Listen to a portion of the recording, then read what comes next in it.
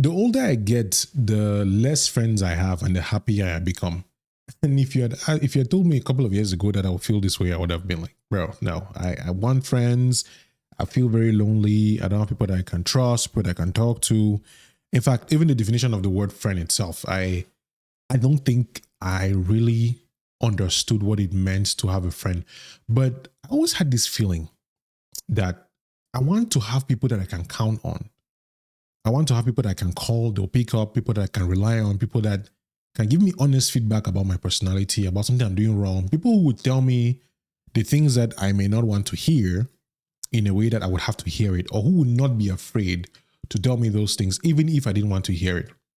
And so my definition of the word has evolved over time. I don't have like a set definition, but what I know is that I take the word very seriously. Maybe you do too.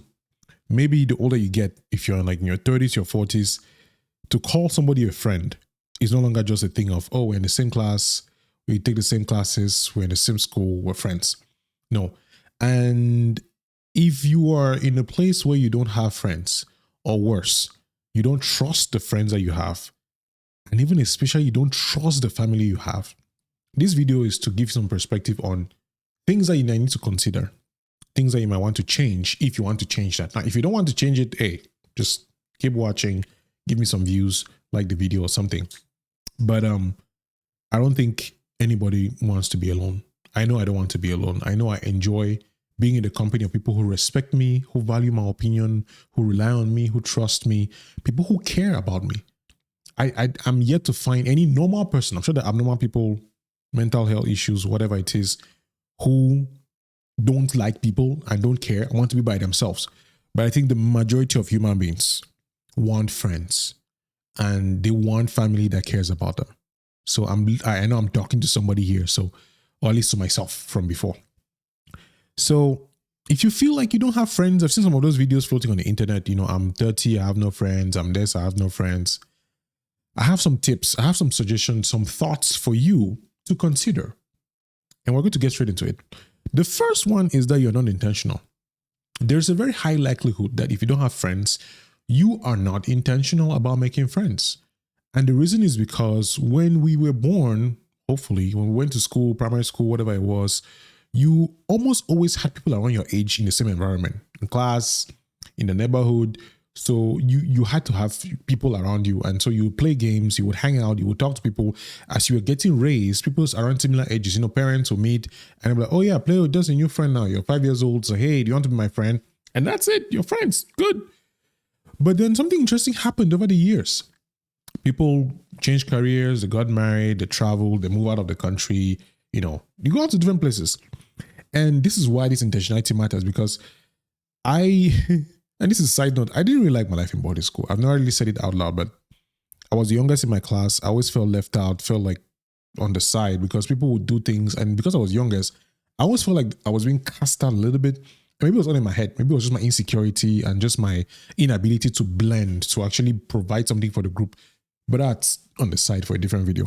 So what happens in primary school, in secondary school, is that you don't have to struggle to make friends.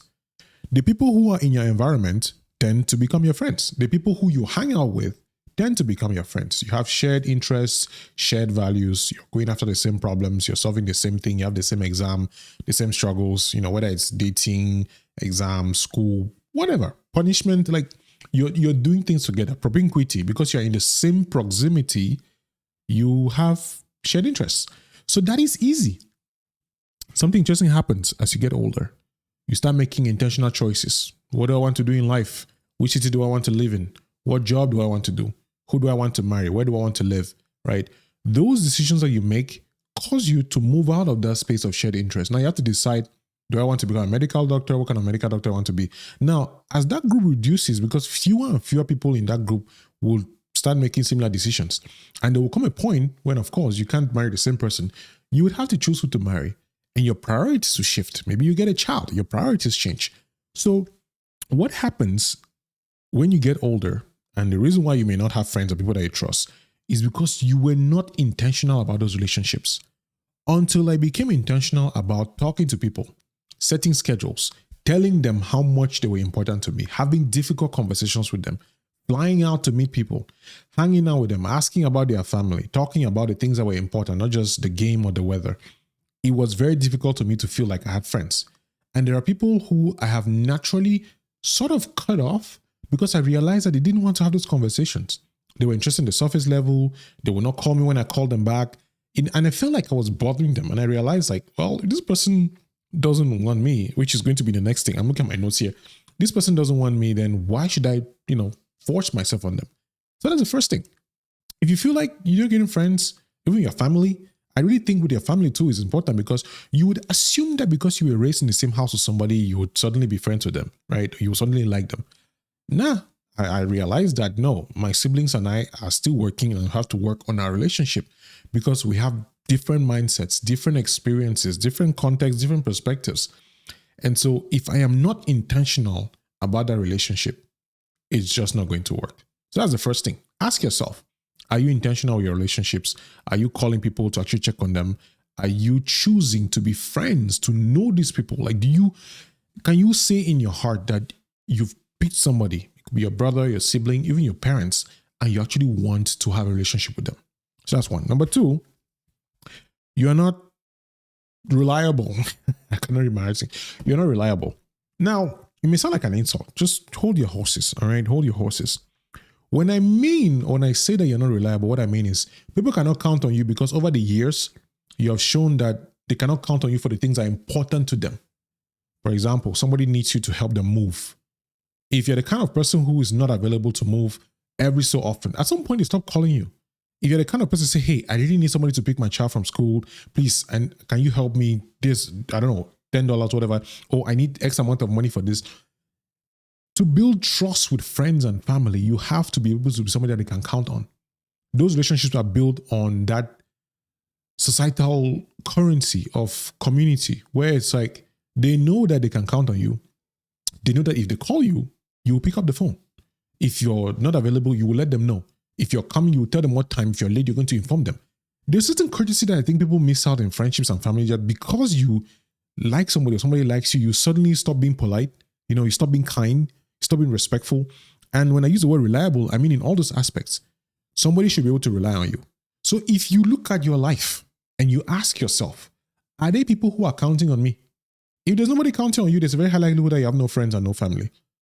Ask yourself, truly, are there people who need me to be okay? Not need you in like a codependent manner. People who care about you enough and who you care for, who actually enjoy your company because when you're present, you're adding value to them. Reliability is being able I think the capacity for somebody to be able to say, if I need this person will be available and they will do it for me well. So when it comes to that reliability, it's deeper than that. It's also depending on your personality, your skills, your personal achievements, your goals. Like, are you building yourself enough to be able to provide value to somebody in an area that is not just you being present? Are you the kind of person that they can call when they need help in a particular area? Now, if you go back to intentionality, have you communicated those areas to this person and let them know that, hey, I'm here for you. If you need something, you can count on me. So that's number two. And the final one is you refuse to see things from their perspective. Now, this is something that I picked up from church today. We're talking about, what was it? It was Speak the Truth Part 2 by Pastor Ray Harmon. And it got me really thinking about how many times I've failed my siblings because I see things from my perspective. I only see what I want, the way that I operate, the way that I think. I only want or communicate what I see, which is not good. Nobody, even people who are wrong, like it when you keep pointing out only what they're doing wrong. Nobody likes to talk to people who only want to fix things. And it's something that's taken me a couple of years and I'm still learning how to get out of that. And I think marriage is teaching me a lot of that because my wife doesn't need my help. She just wants to talk about certain things. And I've had to learn that no. And through the Holy Spirit, help me to identify the areas like, oh, she's just wanting you to listen and just understand her feelings. She just wants you to fix it. So when you refuse to see things from people's perspective, whether it's your family or your friends, what will happen over time is that they will not feel like sharing with you. They will not feel like communicating their struggles with you. They will not be vulnerable to you. They will not be open to you about their struggles, their difficulties, their perspective, what they're going through. Because if you're too critical, if you're always shutting them down or trying to fix things, I know I'm making this video for you, but it's mostly for me. But if you're the kind of person that when your family reaches out to you for help, You're pointing out where they failed. Like you may have the money to help them, but you're always just making them feel bad and worse about themselves. There's a very high likelihood that they will not trust you. And it goes both ways, right? If they cannot trust you, you probably not trust them because they want to hang around you. So if you refuse to see things from their perspective, to see their angle, where they're coming from, even if you disagree with them, it's very important in friendships and in family relationships that you try to see where the person is coming from. And I'm saying this for everybody. If parents could see where kids are coming from and kids could see where parents are coming from, I feel like families would be so much better. And if your friend was complaining, for example, that you didn't call them, and you could see like, okay, where's this person coming from? What are they talking about? What was happening here? If you could just take a moment to step back and not be so much in your feelings and listen to them and actually empathize with them, there's a very high likelihood that you build a relationship. So just to recap the 3 things that could be causing you to not have friends and family. 1, you're not intentional about the relationship. 2, you're not reliable in a relationship. And 3, you refuse to see things from their perspective. And the last thing I'll leave you with is that you may without even realizing, you may actually enjoy the fact that there's nobody to help you. But I want you to remember this. Nobody is an island. Nobody is alone by themselves. When you enter the Uber, somebody's driving it. When you go to the bank, somebody's helping you. When you go to wash your car, when you go to get internet, there is no person, maybe there's somebody, I don't know, who is able to be self-sufficient, who doesn't need internet, who like you can build your own chip, build your own computer. There are very few, if not nobody, who can be alone. So don't think that you would start building these things when you get married, when you have kids, or later on down the road. Having good relationships is something that you will use for life. And the sooner you start improving them, the better. So what can you actually do? What are some things that you can do? Just do the opposite. Be intentional, right? Call people, check on them, ask them how they are doing. And I'm going to say this, you can't have many friends if you take this seriously. You can know a lot of people, you can have a lot of acquaintances, you might improve your memory and get to know many people's names and numbers. But in my opinion, it's very difficult to give this kind of attention to too many people in your life. You would have to choose who you're giving it to and be intentional about who you're giving it to and who you're not. You can't please all the people in your life. You have to decide who is important enough for me to choose to spend time on them. You have 24 hours, you have one life. You can't be friends with everybody.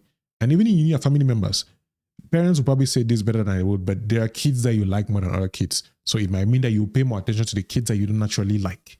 So that's 1, be intentional. 2, how can you become reliable? Get a skill, become good at something, master something, improve yourself, grow your life, become the kind of person people can count on. Keep to your word, show up on time, like do the things that make it such that somebody actually wants to count on you. That's something that you have to do on your own. Like I cannot help you with that. No videos or video watching or listening to podcasts, you fix that. So become reliable, become somebody that somebody can rely on. And finally, learn to see things from people's perspectives. You are not the arbiter of truth. Like nobody is. You don't get to have the mastery of what life is supposed to be. It doesn't matter what you believe. It doesn't matter what you think. Somebody has a different perspective and you have to be able to respect that. And I say this, especially because for me, I've had to learn to just shut up. That when I disagree with somebody, I try to see where they're coming from, even if and especially when I disagree with them. That way I can say, hey, listen, I don't understand this. Here's what I'm willing to do. I don't approve of this, but here's how I can help. Or listen, I don't agree with this project. I don't agree with this mindset, but what do you need me to do? And if I can do it, I'll do it. If I can't do it, I'll tell you, hey, it's not I don't like you. It's just that I don't have or I don't have the capacity to do this thing you need me to do. So that's it. That's why you don't have friends and no family. And then that's how you can also fix it. All right. You don't have to do life alone. You can figure this out. Take care.